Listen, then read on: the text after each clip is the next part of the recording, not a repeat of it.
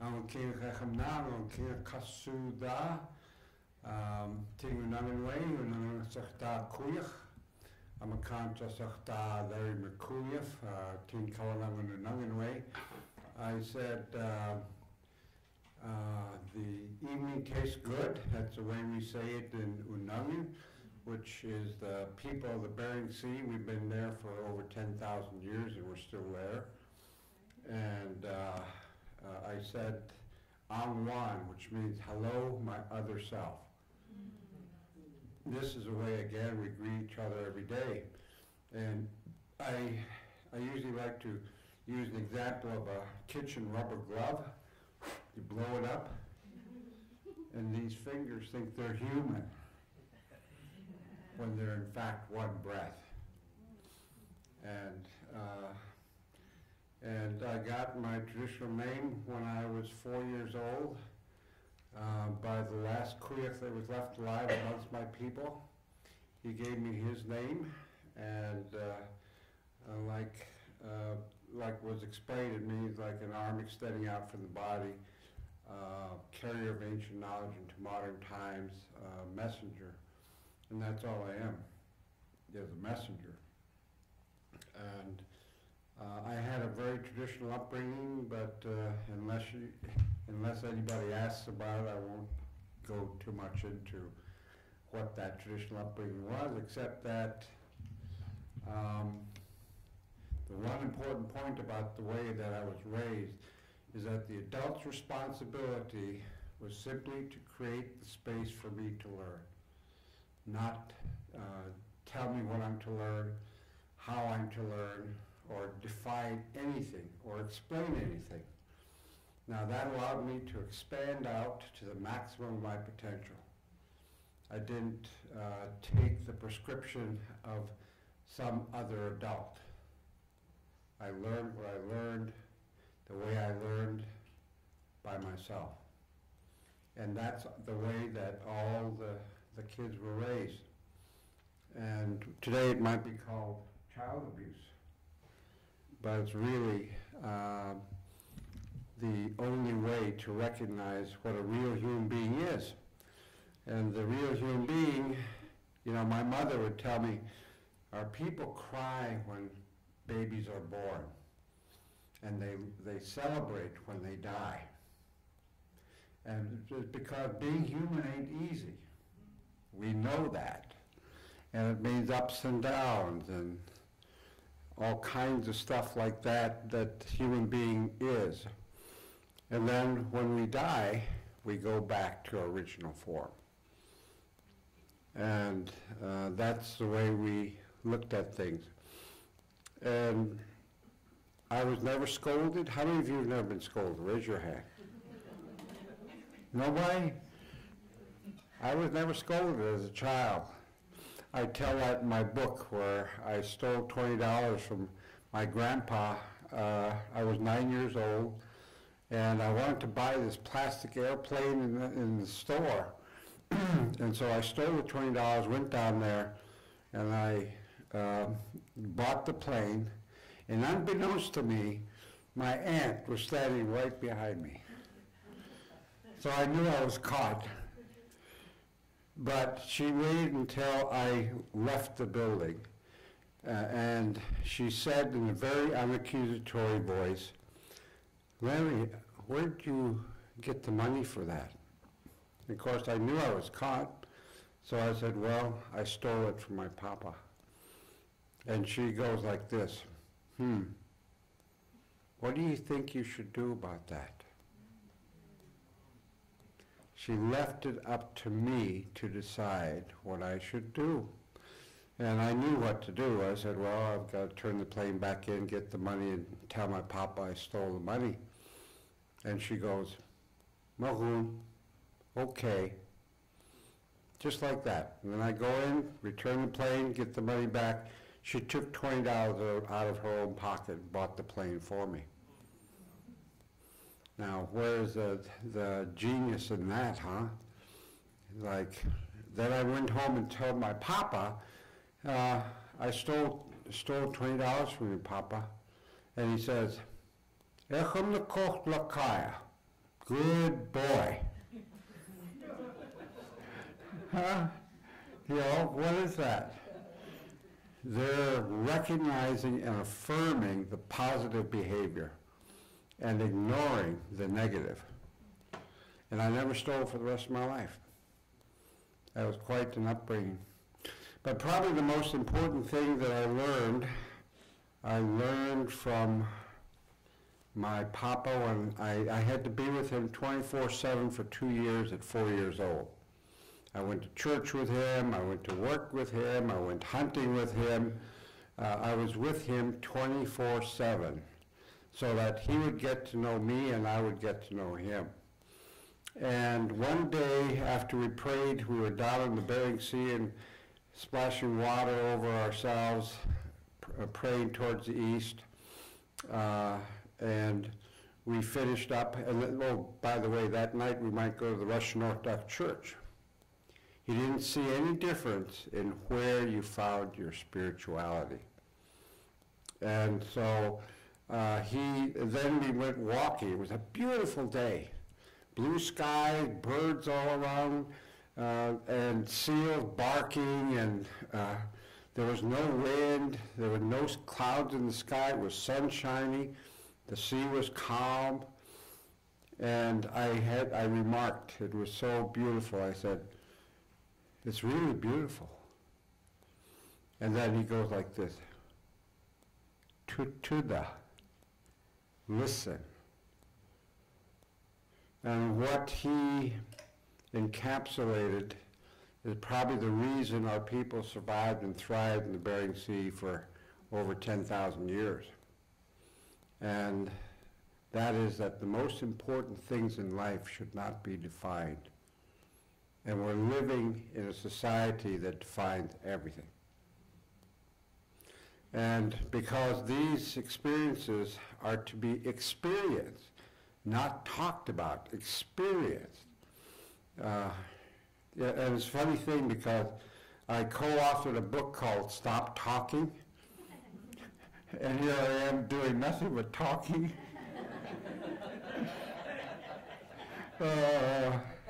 Universe has a sense of humor. Anyway, this way, then I learned from my Acha, who is a traditional, it's like it's a relationship between an older and younger person.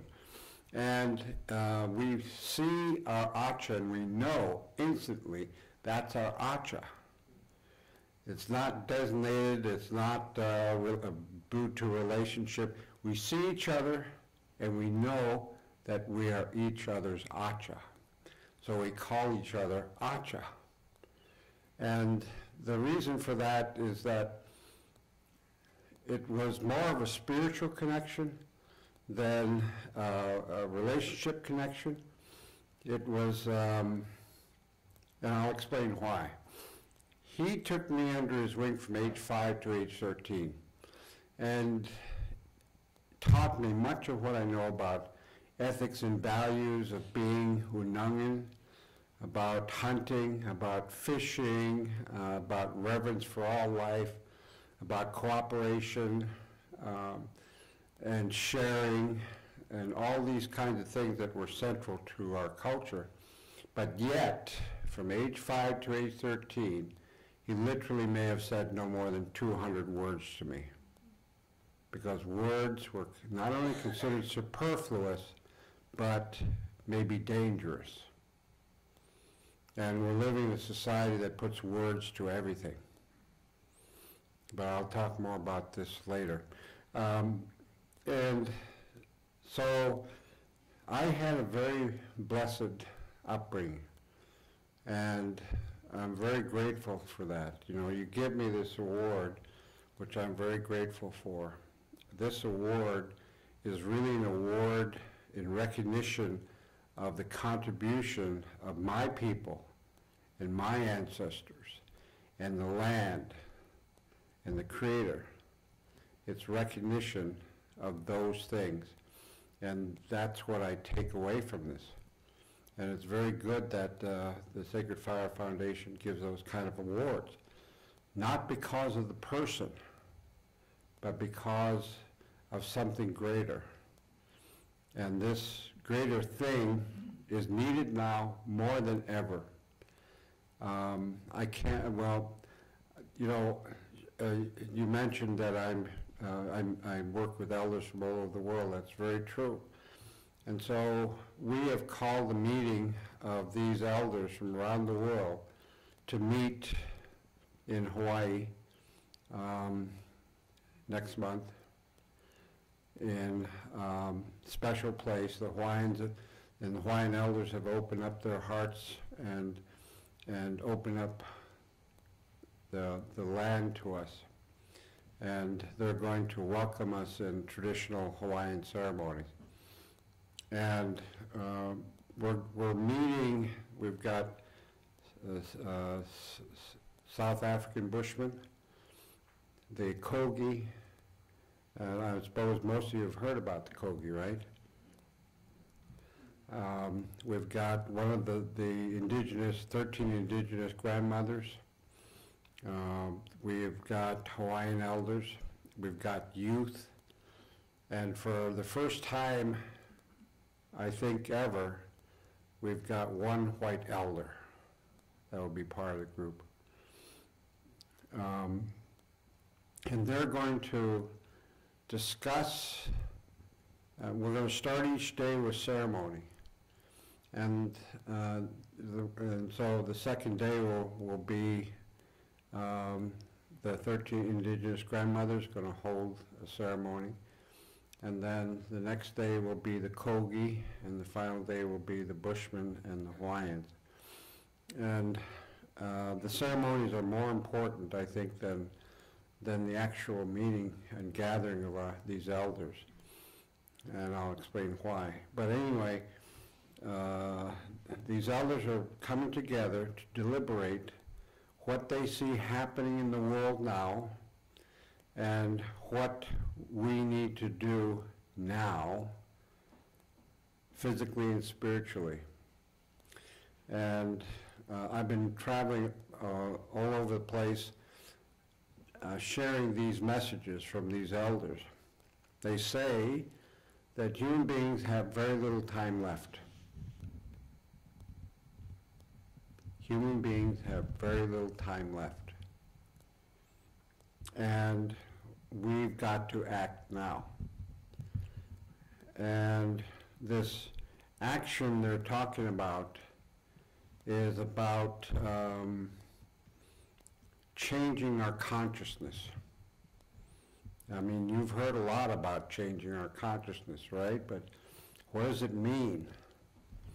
And to the elders, they look at the world now and they see us focused on, like, what they call climate change, violence. There's people focused on the refugees. There's people focused on corruption in politics, and people focused on stopping wars, and there's a whole, stopping suicides, murders, the sicknesses that are going around. Everybody's focused on something. There are tens of thousands of issues. And the elders are saying they're looking in the wrong place. That we're focused on the symptoms, not the real underlying cause. And, one elder in Alaska, he said, they were radio tagging walrus, and he said, those scientists are not trying to find out where the walrus go to eat. They're trying to find themselves. And it's very true. And what we are not doing in this time is figuring out what's happening to human beings. What have we wrought? What is it that we have done that caused us to be here today in this situation, with the world coming into greater and greater whirlwind of chaos and destruction? And, we are still, you know, Einstein said you can't solve the problem with the same consciousness that created the problem. And when you look at what's happening in all the world and the best institutions and the highest technologies and pioneering efforts, they're focused on using the same consciousness which is in the mind. When the Yupik elders, they're in southwest Alaska, they say we live in a reverse society where we reversed all the laws for living. And there are many, you look at anything that we take for conventional wisdom, it's reverse of what is life affirming. And so the mind is now telling the heart what to do instead of the heart telling the mind what to do. We used to revere elders. Now we revere youth. We used to contemplate the mystery of death. Now we contemplate the mystery of life. Think about it. The science and technologies all trying to take apart pieces of creation and figure out what makes life.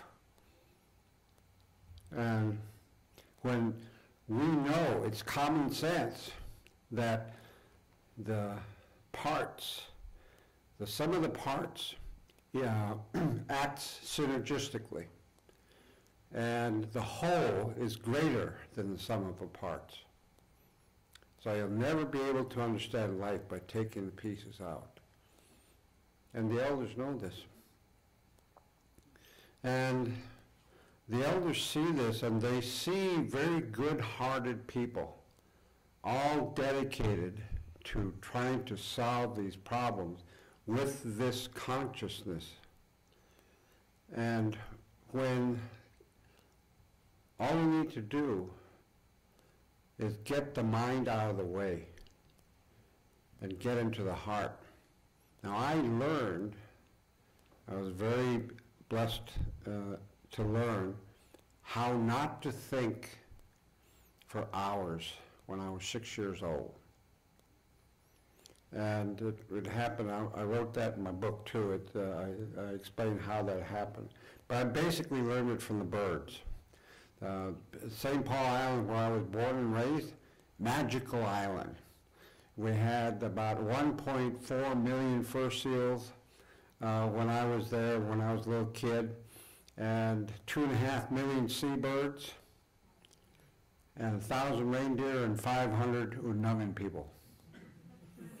Now you talk about magic for a kid to be raised that way. Oh, it is, you know, I can't describe to you some of the things that I've experienced there. I'll try a little bit. You know, one day I was out with the hunters, and we were out we would go out in the dark before the birds show up, and we sit in the basalt boulders on the edge of the island waiting for these birds to come by. Then I was a little kid, and I heard this ringing sound, whistling sound. And I said, what the heck is that? You know, and it became louder and louder.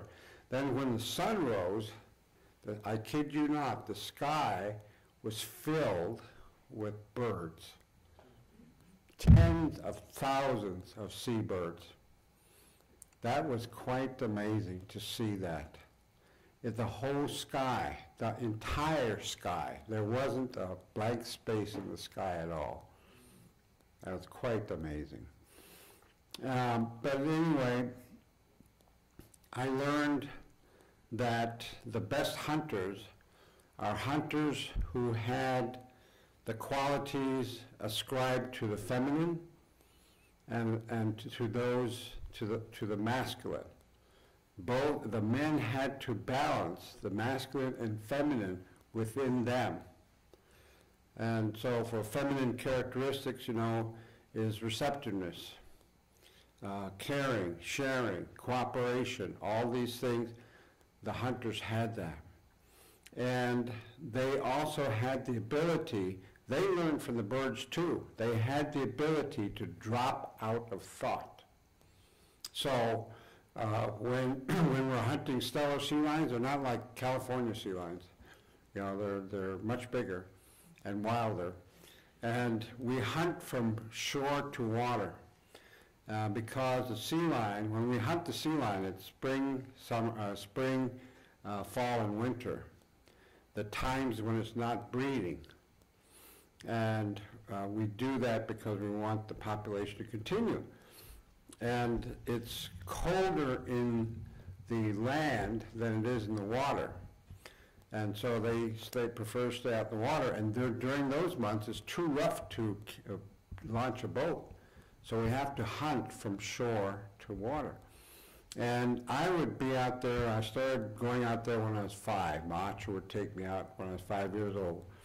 And I would get daydreamy or sleepy by noon. We'd get out there about 5 o'clock in the morning. But by noon, I would just, you know. And it was so easy to do that. Sometimes we'd wait for 8 hours for one sea lion to come by that would come by, stick its head up for a few seconds and go. And so the hunters never got daydreamy. And they weren't very active. They didn't talk very much. They were very quiet, sitting patiently on the basalt boulder. And I thought, how do the hunters do that? That is so magical. And then all of a sudden somebody would say, "Kawakako, sea lion coming." And instantly, I mean instantly, we'd be 5 or 6 hunters out there.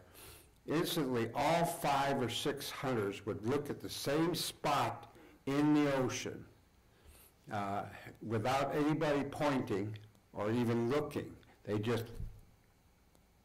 turn their head and they're on the spot. So I looked at the spot and I looked and I looked and I looked.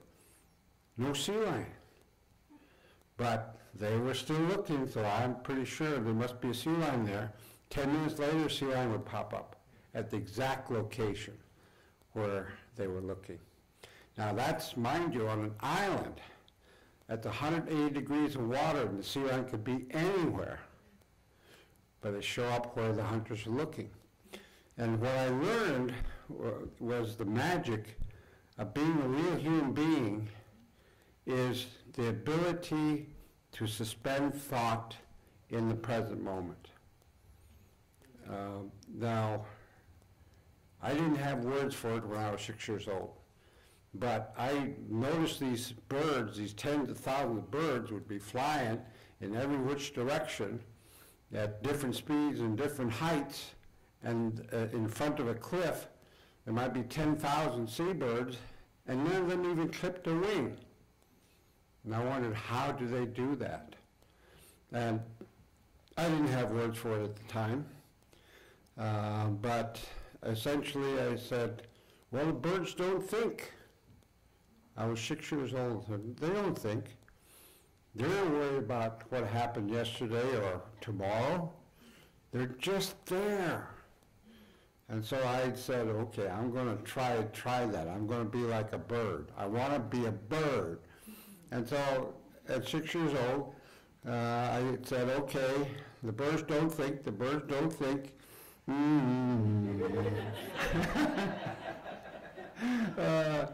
And sure enough, after about a couple months, I got to the point where I could not have a single thought in my head for hours.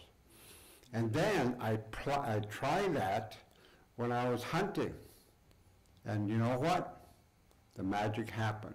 I could feel the sea lion before it arrived. And then I use it for fishing. You know, we fish hand line and hook a line sinker for halibut. And I can tell you that's when I started using it for halibut fishing. I could tell you when the halibut is just going over the line. When what it's doing actually down there. And what it's doing is, there are many different ways, but to give you one example, They have a lateral line at in the length of their white side of their body. That's a sensing organ. And they move over the bait sensing it. And I can tell you when it's going to bite the line. And I can tell you once it bites the line, whether or not it's a 3-foot halibut, 4-foot halibut, 5-foot halibut, I can tell you whether or not it's male or female. I can tell you whether or not it's hooked by the lip or the jaw or the side of the body. And I can tell you how it's going to fight on the way up. All of these things because of a one-on-one relationship with the animals. I can tell you what the sea bottom is.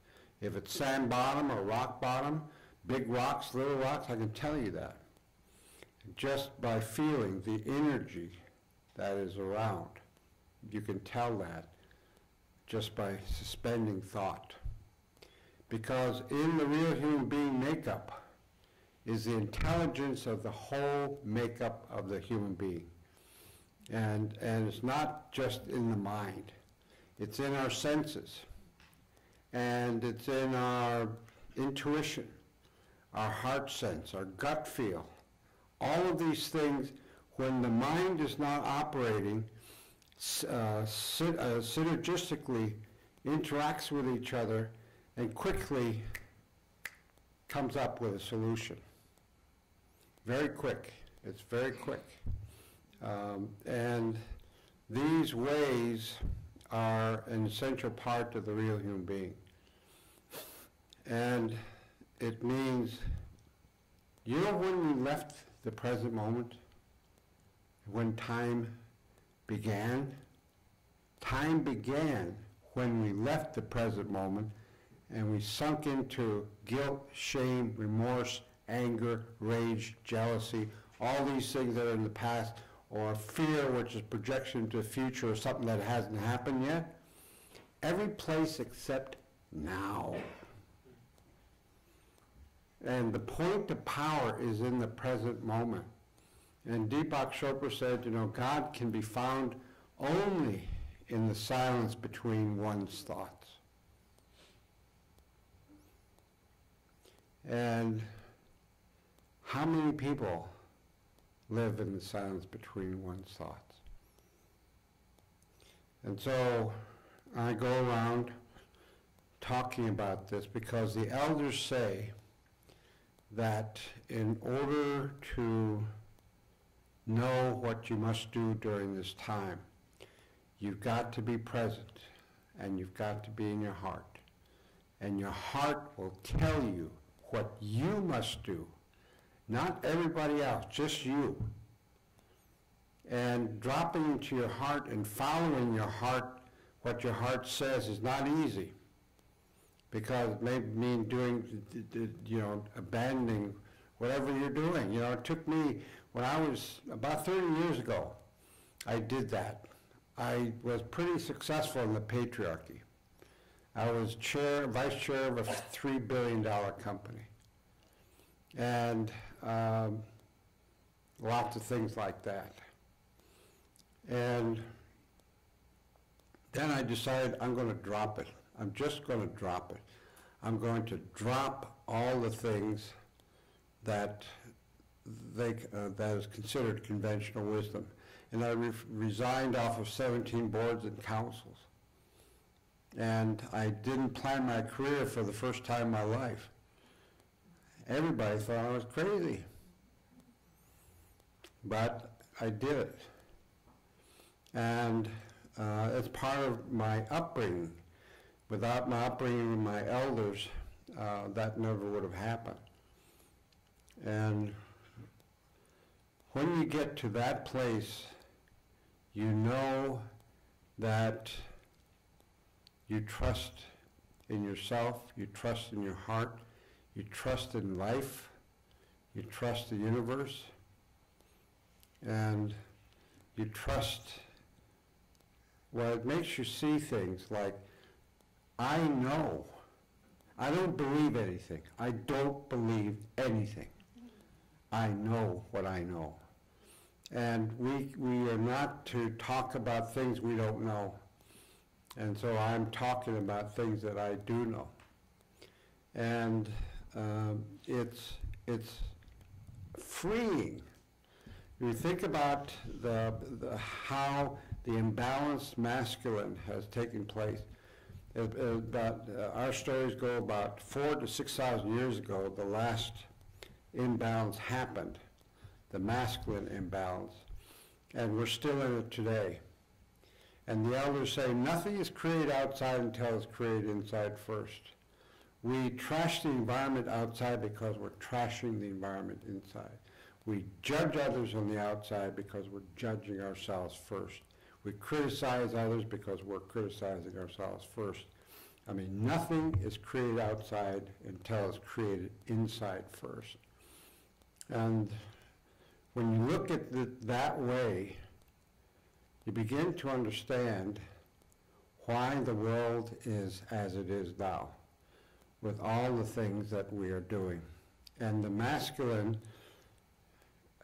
imbalance is based on top-down, linear, control, fear, all these kinds of things. It's imbalanced masculine. There was imbalanced feminine at one time, or more than one time, that threw us out of the present moment. So we're all culpable.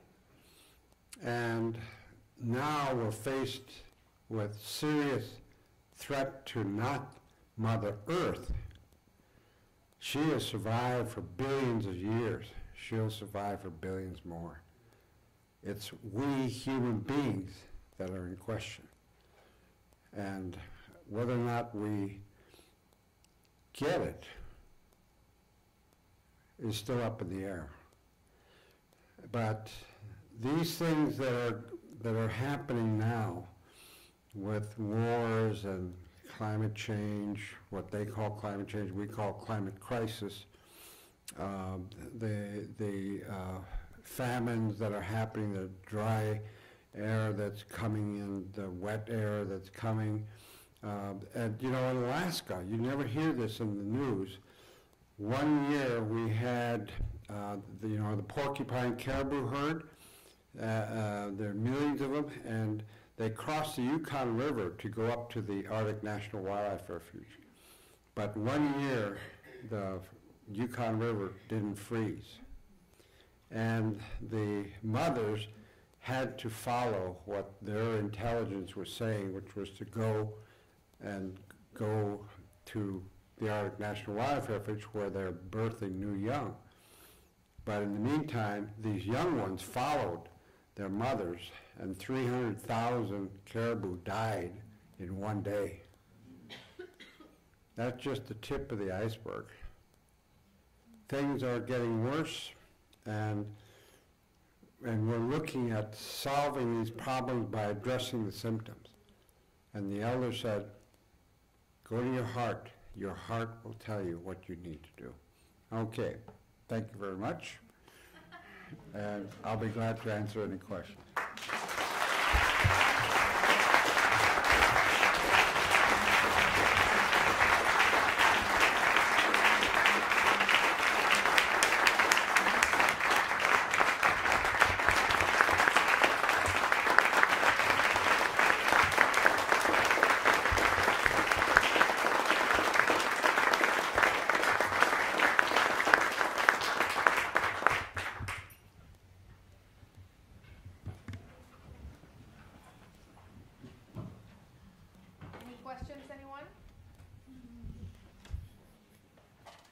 Good.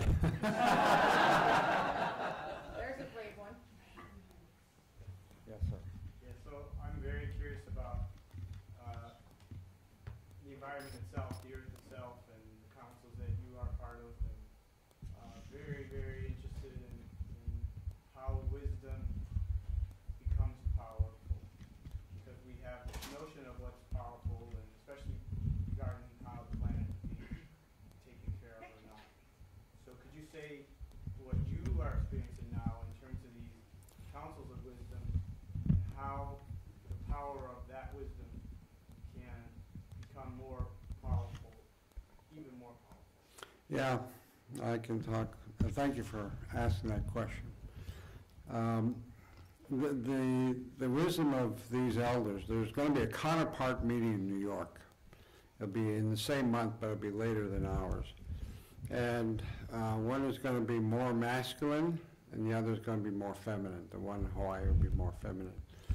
And, but we balance each other out. And the group that's coming from the world to New York, they're addressing the same issues we are. And what we're going to do is videotape what the elders want to share with the world. And then we're going to interpret it into many different languages. Mandarin, Chinese, Spanish, French, Portuguese, Hebrew, Arabic, Japanese, Hungarian. I mean, there are going to be many different languages this is going to be out on. And we're going to show each elder's message intact, but in pieces, because people don't pay attention to something that's going to last, you know, who knows how long an elder talks. We know how elders talk. Anyway.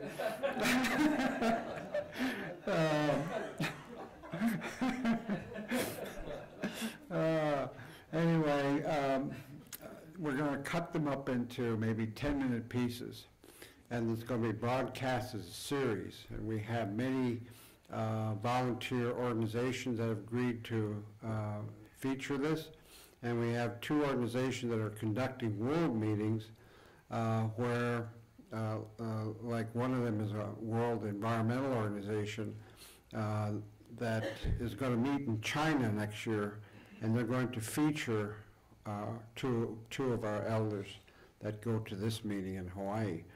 And then another one is what is that called? It's an international religious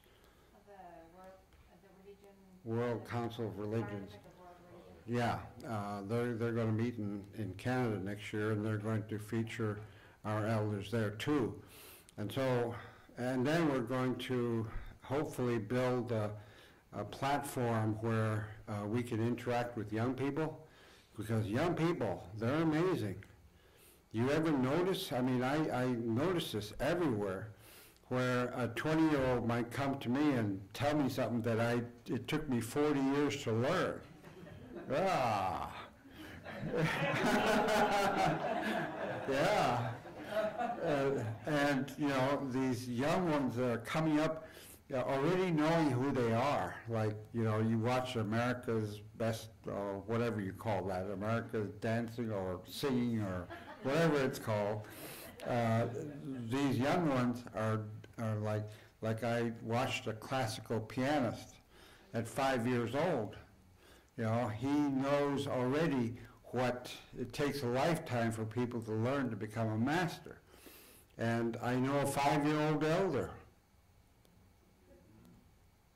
That elder, he speaks 4 languages fluently. No one ever taught him. And the elders go to him to remember the old words. They're coming in real special these days. And so, so we hope to develop programs where we can interact with the youth, with the elders. And so, in answer to your question, part of the answer is use of the modern media that has been misused and abused and everything else. But hopefully we will use that as an introduction to listening to your own heart, and who knows what else will develop from this. I mean, we're approaching it with whatever happens, happens, and so we will adjust our thing based on whatever happens. And so I don't know, and the elders, they say, Okay, you can go out there and offer what you have. But whether or not anybody picks it up is none of your business. That's really good advice. And I have to say one other thing is that one of the elders in Alaska and I were exchanging all tape recordings, and he said, anybody who has to speak in front of a group of people and read from a piece of paper has no business there. Oh boy. You know, I before that I used to read my speeches all the time. And I listened to them and and it does. The magic happened. I slipped from my brain to my heart. And it's only that I used to wonder how elders could speak so eloquently, and that's how. They're speaking directly from their heart. And it's the only way we can communicate, really. 98% of human communication is not words. It's our body language, it's our energy, it's all these different kinds of things that when you're in the heart you become very aware of. Does that answer your question? I'm curious, given your upbringing, how did you find yourself being responsible for a $3 billion company and getting into the corporate role? Yeah. I can see how someone with your wisdom was able to get there, but how did you find yourself getting there? Well, the elders I grew up with, they taught me through their actions and words and demeanor that there's no obstacle in life. You can do anything you want to do. And so I grew up that way. So when I tell the story in the book too, I was 15 years old in a boarding school, government boarding school. It was a BIA boarding school, Bureau of Indian Affairs, and they wouldn't let us kiss our girlfriends goodnight. And they wouldn't let us hold their hands. And so I circulated this petition. I didn't think about any obstacles. I just wrote this petition. We, the undersized students of Mount Edgecombe, demand to be treated as young adults and have a say in our rules of our conduct. And every single student, the 600-body student, signed it, every one of them. Then I turned it into the superintendent's office. That evening I got a phone call from the superintendent himself, and he says, come over for dinner. So I go there, and he says, okay, we'll agree with you and give you a blank check to do what you want, as long as it isn't disruptive for the school. So the next day I met with the student council, proposed that the first rule of order would be we get to hold our girlfriend's hand and we get to kiss them goodnight. And I became big man on campus.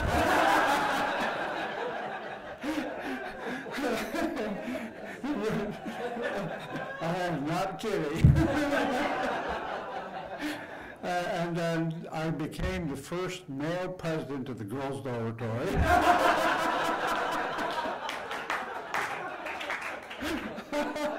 First ever, and I think the last one. And when I went to the University of Washington, I was, after my freshman year, I noticed that only 4 people in the school of university of 34,000 students identified themselves as Native American. So I said, hey, this is not right. I want to meet people like me. And so I said, well, I'll go see the president. I didn't think about any obstacles. I went in at 18 years old and I told the president, secretary, I'd like to see the president. And she said, do you have an appointment, sir? No, I don't have an appointment. Well, he's very busy. So I said, that's all right, I'll just sit here and wait for him. So the woman, she she got, I don't know, she was endeared with me or something. She went in and told the president that I'm out there. So she came out and said, well, he'll see you for a few minutes. So I went in there and I told him what I found out, that you have a university with 22 Indian reservations that's in the state, Washington State, and you got 4 people who identify themselves as Native American. And I said, you should be ashamed of yourself. And he says, well, I guess you're right. Why don't you start the program? And that's how I became the first Native American who ran the Indian education program at the University of Washington. And it goes on and on from there. The words have power. The words we use in our brains have power. And if you see things in terms of obstacles, difficulties, things that you'll say, no, that's not possible, you're blocked. Those words have power and they will freeze you. When you don't have those words, you are free to do whatever you want to do. And I ain't kidding. It's whatever you want to do. Yeah. Take one more question? Yes. Can you just talk just a little bit about growing up, like how you say you were given the space to learn things on your own and discover things on your own, like what that looked like? I mean, did you play with kids and Yeah. learn from each other? Okay, I should explain that.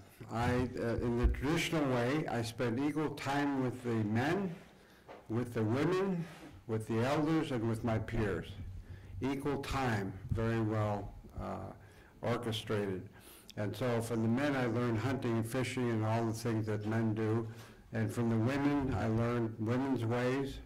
And then from the elders, they'd take me out camping with them and they would tell stories.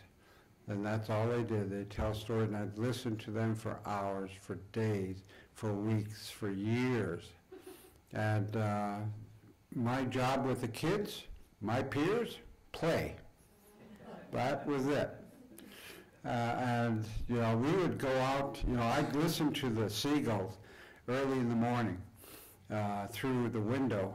There would be a bunch of seagulls out there, and they would tell me what kind of weather it is out there before I even look out the window.